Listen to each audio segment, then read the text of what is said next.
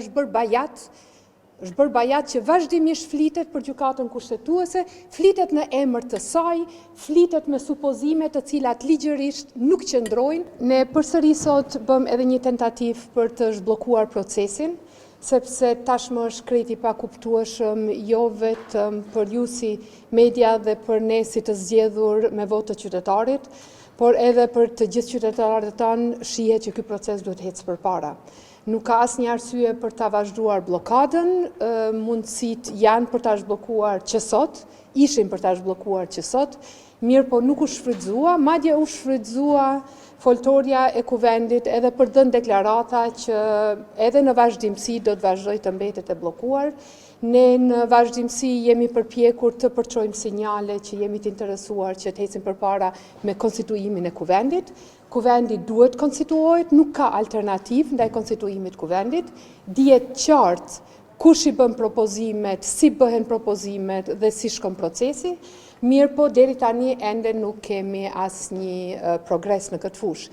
Keni qenë dëshmitar të letrës që Kryeministri i ka dërguar Lidhjes Demokratike të Kosovës, e cila nuk është marrë parasysh, përkundrazi ka ardhur një propozim absurd, i cili ta kujton vitin 1999, kur Kosova e sapo dal nga lufta, do duhet të gjente zgjidhje tranzitore. Kosova është një demokraci e konsoliduar evropiane, një demokraci stabile.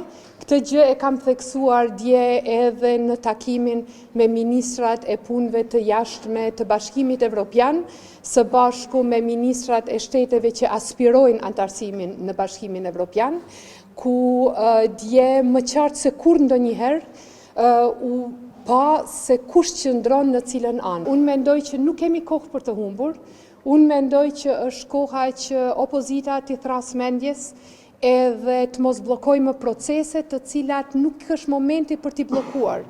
Nëse nuk janë dakord me qeverinë, nëse nuk janë dakord me kryeministrin, vjen momenti për ta shprehur këtë mungesë dakordimi dhe ai është momenti kur votohet për qeverinë. Bllokimi i konstituimit të kuvendit dhe ardhja me kërkesa si kjo për ZRE-n, të cilën unë nuk e di kujt po ja drejtojnë.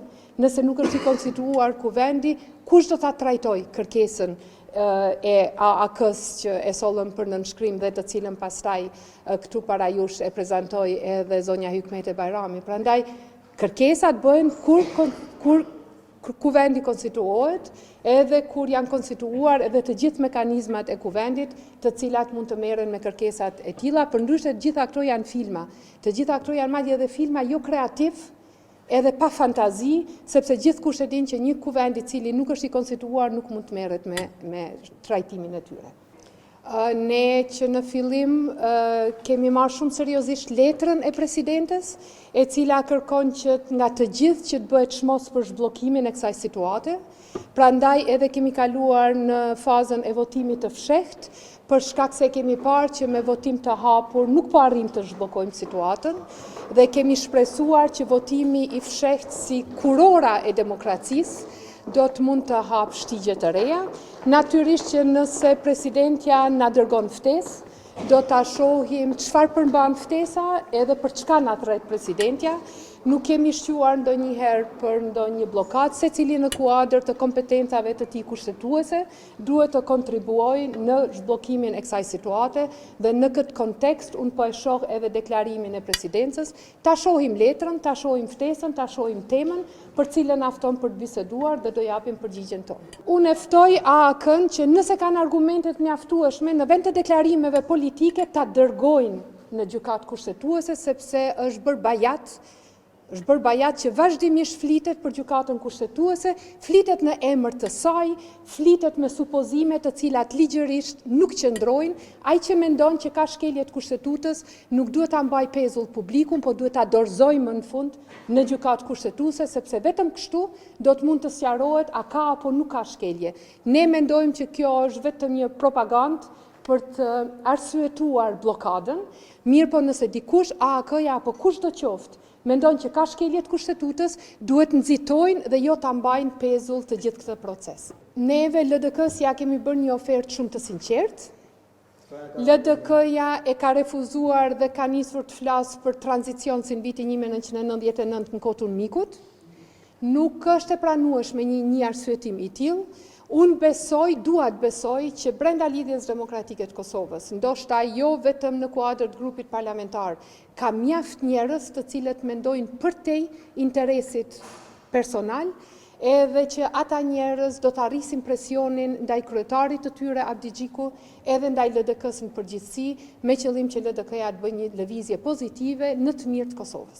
Ne mund të flasim për çfarë do që të doni mirë, po ne të gjithë duhet të veprojmë në kuadër të kompetencave tona kushtetuese. Dihet kush e propozon qeverinë. Nuk duhet I ngatrojmë kompetencat, sepse atëherë hymë në një anarki totale. Nuk ka kompetenca askush përveç atyre që I kanë fituar zgjedhjet, njëherë të propozojnë kryetarin e kuvendit, ta konsolidojmë kuvendin dhe pastaj shkojmë në qeveri. Nuk mund të kapërcejmë hapa.